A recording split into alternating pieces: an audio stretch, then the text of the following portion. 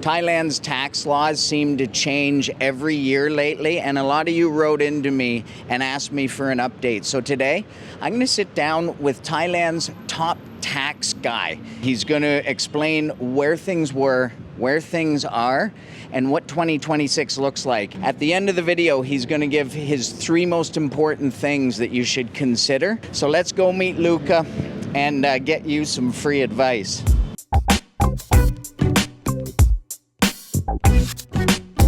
Luca, we meet again. Nice to see you. Likewise. Thank you for coming over, Chris. For those that might not have seen the previous videos, could you introduce yourself? Sure. My name is Luca Bernardinetti. I'm a chairman and managing partner of Mahana Partners Group, which is a law firm but also a professional services firm with 25 years of history in Thailand. Yeah, and it's been nice checking in with you over these past couple of years as everything seems to change from one year to the next. Maybe let's start by you just kind of summarizing where things were and where things are now. Things changed in the past few years, and we met the first time after the first big tax change, namely Order 161, which was promulgated in 2023. And that was pretty concerning for many expats living in Thailand. So basically what Order 161 did is revisit the interpretation of the Thai tax code when it comes to repatriation of foreign sourced income. So a few years ago, before the enactment of the new law, or rather the new interpretation of the existing law, when a tax resident would repatriate foreign sourced income into Thailand, they would be exempted from declaring that as personal income tax, provided that it was accrued in a previous fiscal year. So for example, if I had a revenue in, say, Singapore in 2022, and I would repatriate that revenue into Thailand in 2023, that was considered to be savings and therefore not subject to taxation in Thailand. What happens in 2023, Order 161 is issued, which states that if income is repatriated after the 1st of January 2024, then that is considered to be taxable income if it falls within one of the 8 categories of assessable income in Thailand. So right. That was the breakthrough change. That was, of course, a big change, and it was concerning for many expats and Thai nationals alike. Yeah, that people, would have, if you have a pension, if you have a rental property, if you're making any of those categories that qualify as income, yes. All of a sudden, living in Thailand, there was a lot of questions around that, whether that was going to become taxable here. Obviously, Order 161 brought about a number of concerns for individuals with foreign sourced income. And one of the main concerns was about the retroactivity of the law. So Order 162 was issued in order to clarify that if you had savings prior to the enactment of the law, that means that any savings which is accrued prior to the 1st of January 2024, and you were to repatriate it in any of the subsequent fiscal year, then those savings would not be subject to taxation in Thailand. Would that be like a one-time exemption? That would be an exemption on all revenue that is accrued prior to the enactment of the law. Okay. So let's say that even now in 2025, if a taxpayer who is resident in Thailand, and by resident, let's clarify that it's any individual who resides in Thailand for 180 days per year or more, and if they repatriate foreign sourced income, they will be subject to taxation if that income was accrued after the 1st of January 2024. Okay. So if I were to repatriate income which I have accrued in, say, 2022, even if it's repatriated in 2025 and I can demonstrate that that income was accrued prior to the enactment of the law, I will be exempted from paying taxes. So this is the situation up until now, and there's been a few recent changes. What are the recent changes? What's the most current status of all of this? Well, if you recall, when we had this conversation, and you, of course, mentioned that a few taxpayers, especially the expat community in Thailand, was concerned. And my view on that was that, of course, this is a counterproductive policy. And so Winston Churchill came to mind when he stated that for a nation to try to tax itself into prosperity, it's like for a man to stand in a bucket and try to lift himself up from the anvil. In this context, the Thai tax authorities noticed that there's been a lot of income which has not been repatriated. And so there's been a shortfall of taxation in the order of about 20 billion Thai baht. Oh, wow. So this Okay, is a so kind of what some predicted would happen kind of happened. That's correct. So in 2025, the predicted tax shortfall is of several billion Thai baht, and therefore the legislator has thought to kind of backpedal on the new orders 161 and 162. In recent months, in May and June 2025, they pushed forward a proposal to the cabinet whereby all income which is repatriated within the same fiscal year in which it is accrued would be considered to be exempted.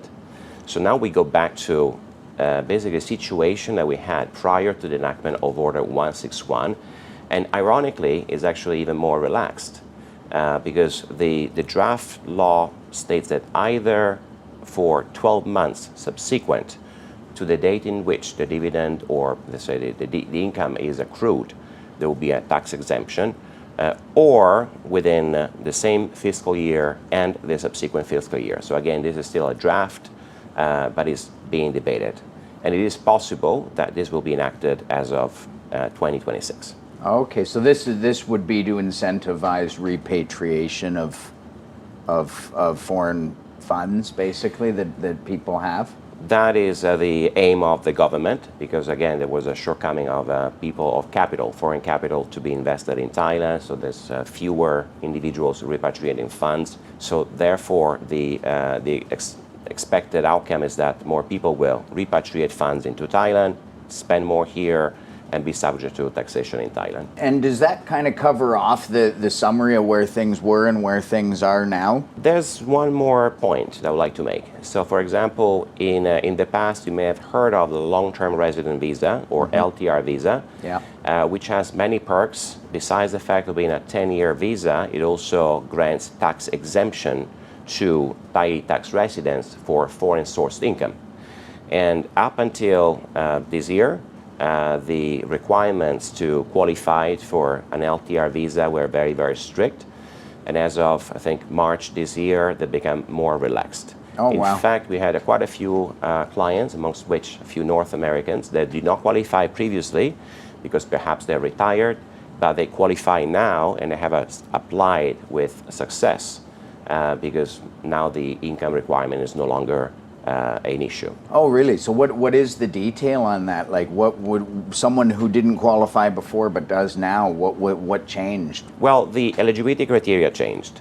So before the revision, again, first quarter 2025, it was mandatory to have $1 million US invested, half of which at least in Thailand, plus an income, an annual income which is over a certain threshold. I think it was $80,000 $80,000, yes, depends on the category. But now it's no longer a requirement. So there are some individuals which did not qualify because they did not have any stable income in the past. They may have enjoyed dividends, they may have enjoyed fixed income for stock investments, they may have enjoyed some rental income, but they did not qualify in terms of the annual income that they had. Now they do, because that requirement has been waived entirely. For argument's sake, the $80,000 a year requirement's gone. Correct. Oh, correct. wow. So now it's much easier, and actually, again, there's been quite a few clients that have tried to apply for an LTR visa, especially because they were thinking to repatriate substantial funds into Thailand. And again, let's remind your viewers that an LTR visa holder is exempted from paying taxes on foreign-sourced income. Oh, that's great. Now those individuals may qualify. Amazing. Do you guys do that here? Do you take care of LTR visas and stuff here? We do. Oh, Our you do? immigration department handles LTR visa applications. And not only that, also PR applications and Thai citizenship applications as well. Wow, so that's good. So more people can get that visa. That's always been what I would consider the best Thai visa if you could qualify, but I've known lots of people who fell on that stumbling block of 80,000 a year. Yes, it was a common issue for many expats living here, even wealthy expats that did not necessarily have an income in the form of a pension or salaries. Yeah. But yet they would be here, they would spend a substantial amount of money in Thailand. So that is the kind of individuals that the Thai government has decided to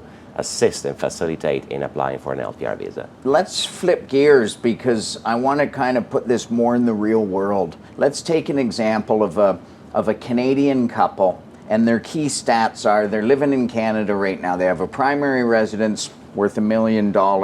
They have a secondary rental property. Say it's me, my wife has a pension of $60,000 a year, and we have an RRSP fund that's another $1 million that's paying off, it's growing and paying off some dividends every year. We want to move to Thailand. We're retired. We've had enough of the winters back in Canada, but we want the door to be open to buy a condo here in Bangkok. And if we did that, we would already have moved here and we'd sell our primary residence back home to fund it. So with those parameters, what sort of advice would you give to me? Well, presumably, if you and your wife will move to Thailand, then you will become tax residents in Thailand, which means that you'll be residing in Thailand for at least 180 days per year. With that in mind, you have to consider what revenue you repatriate into Thailand. But let's say that you sell your home in Canada. So if you mention that your home is worth 100 million Canadian dollars. 1 million. I wish 100 million. So if your property is worth 1 million Canadian dollars, then you will not be taxed on the full amount. What matters is the capital that you have, the principal that you have invested, and the capital gain. So let's say if you have bought a property for, say, $980,000 and sell it for 1 million, then only $20,000 will be treated as capital gain, and you'll be subject to taxation over that. But let's assume that you will sell your property even for 1.1 million Canadian dollars, and you were only to repatriate, say, $900,000 into Thailand.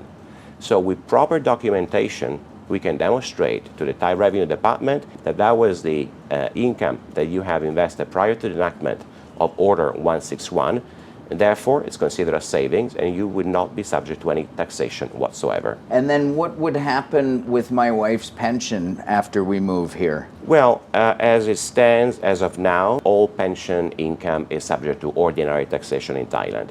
Okay. However, should the new decree be enforced, that would mean that you can repatriate your pension, you can repatriate any type of, let's say, income, including the fund that you mentioned. So you may have a registered retirement fund in Canada, have, if I recall correctly, 5% income deriving from dividends on an annual basis. Yeah. If the new decree passes in 2026, you may repatriate that and it would not be subject to taxation. Say this couple was going to live here for the majority of the year, 7, 8, 9 months of the year, and then back in Canada for the summers, for example. And say they didn't want to buy anything large here, if they just used their Canadian accounts and took money out from an ATM, does the ATM not count as repatriating funds? Good question. So I presume that the assumption is they have an account in Canada and they use their card here in Thailand. Correct. Well, if that were to happen, it is very unlikely, if not impossible, for the Thai tax authorities to monitor small transactions. After all, they're after the big fish. Right. So there are many individuals that use their credit cards in Thailand, they swipe or they withdraw cash from an ATM.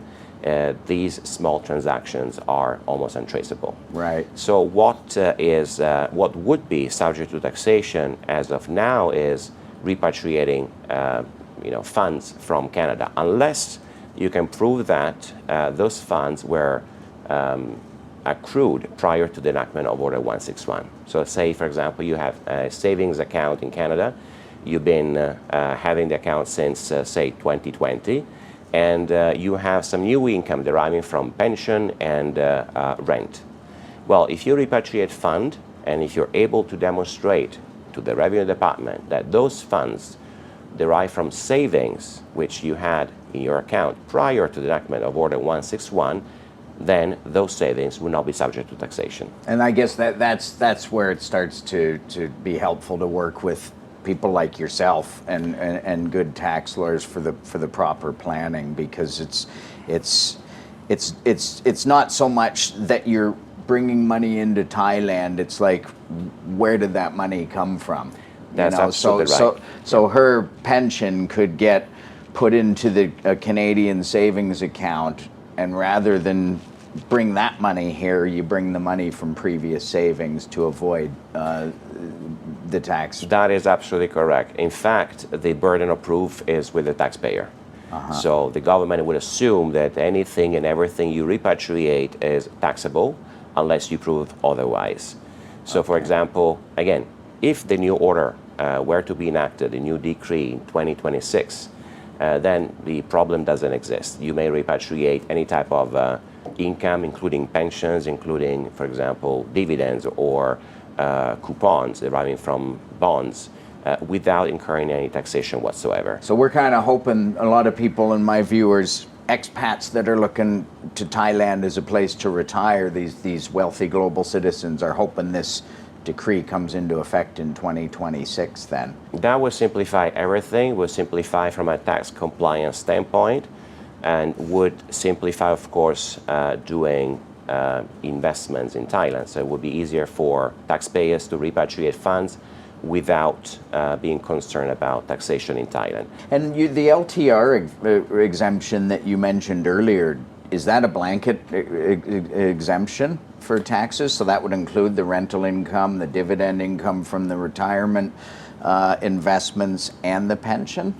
That's exactly it. That's a blanket exemption. So all types of income, whether or not they fall within any of the categories that would normally be taxed according to the Thai tax code, would be exempted if they are foreign sourced. So, if me and my wife in this hypothetical scenario both qualified and got LTR visas, wow, does that ever make things simple to make that decision to move to Thailand? It definitely does. So we talked about the average individual that moves into Thailand and has concerns about the different sources of income. But if you are eligible for an LTR visa, by all means, I would recommend you apply for it. Our office can help with that, with the application process. We have a track record on doing that very quickly.